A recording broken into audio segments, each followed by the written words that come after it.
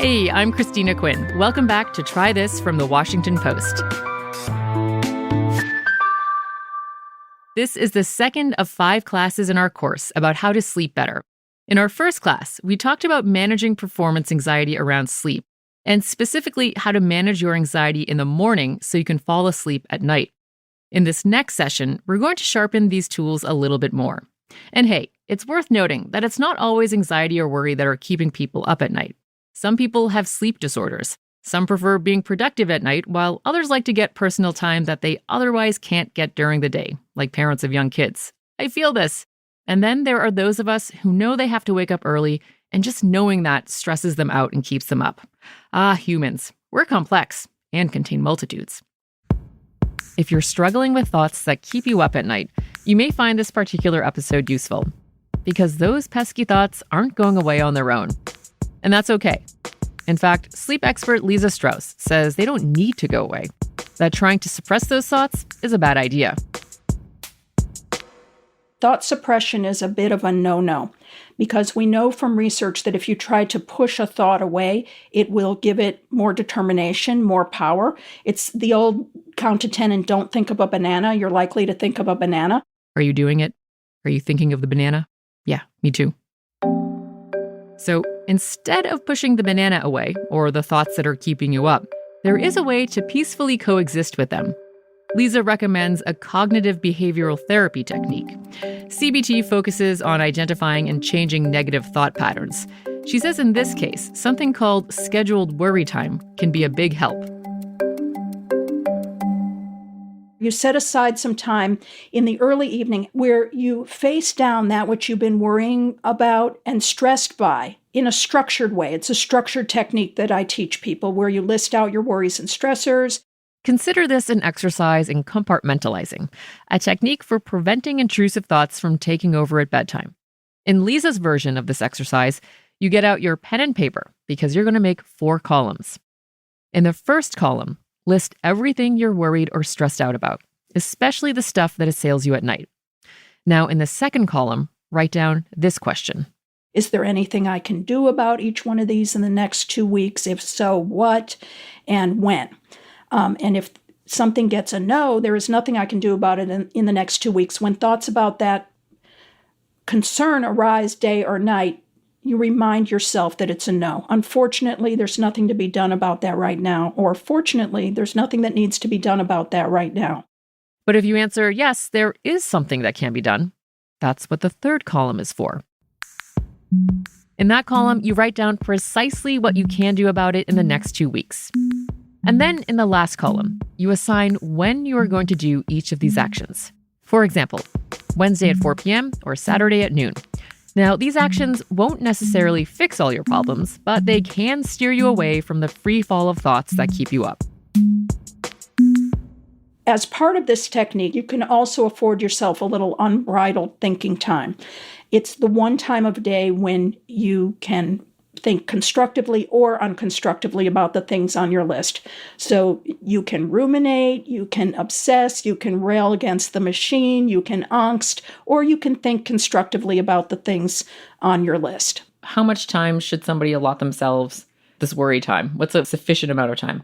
There is a convention that doing the 4 columns, the what am I worried about all the way up to when am I going to take my action step, plus the unbridled worry time should not exceed 30 minutes. It's also important to update your list every day. You may have some new worries to add or not, but just by checking off a bunch of, no, I can't do anything about this over the next 2 weeks, you're intentionally facing those worries through a different lens. Now you can decide when and how you'd like to deal with them. But let's say you've been waiting all day and saying to yourself, not now, not now, I'll get to you later when I do my scheduled worry time. It's finally now, and you are at liberty to channel all of that thinking into this period of time. You don't try to stir yourself up. You're not trying to worry. You're giving your mind free rein to do whatever it is already naturally inclined to do without stuffing those thoughts and feelings away. Now, after 30 minutes of allowing yourself to worry, rage, obsess, whatever it is, it may be tough to settle down a bit, which is exactly why Lisa says you shouldn't do this close to bedtime. Maybe you've heard of other similar techniques, like keeping a notebook by your bed. Lisa's not mad at the idea, but she has this caveat. A lot of people do benefit from keeping that little pad of paper and pen next to the bed just to jot down a couple of words so that they don't forget the next day. And I don't have any objections to that in most instances.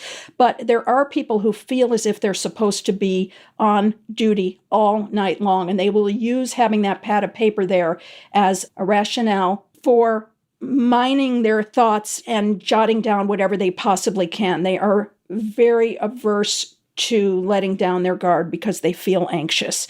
And for those people, I would encourage them to learn to tolerate having to put things off until tomorrow. Not now, I'll get to you tomorrow, whether or not they're using scheduled worry time. That sounds like it takes a level of discipline that takes work. It does. It's hard to change our relationship to our own sense of urgency and our own thoughts. It's not an easy thing. The good news is we don't need to accomplish these things anything close to perfectly for them to be helpful. And people like to be liberated.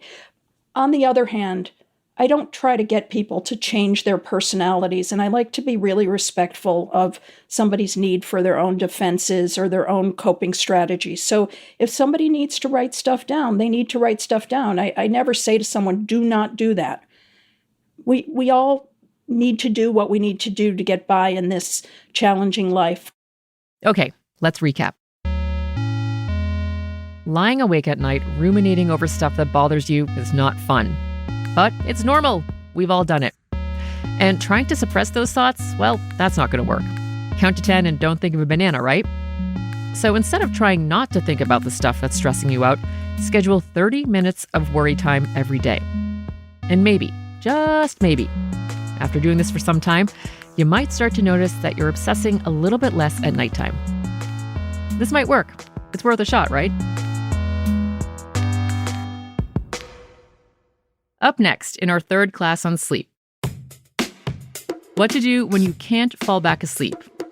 Look for that next Tuesday, or if you're a Washington Post subscriber, you can continue to listen to the full course right now. Just link your subscription to the Washington Post channel on Apple Podcasts. If you're not yet a subscriber, click the link in our show notes or go to washingtonpost.com/subscribe. And one more thing. To share ideas for future audio courses, send us an email. The address is trythis@washpost.com. I'm Christina Quinn. Thanks for listening, and I'll meet you in Class 3.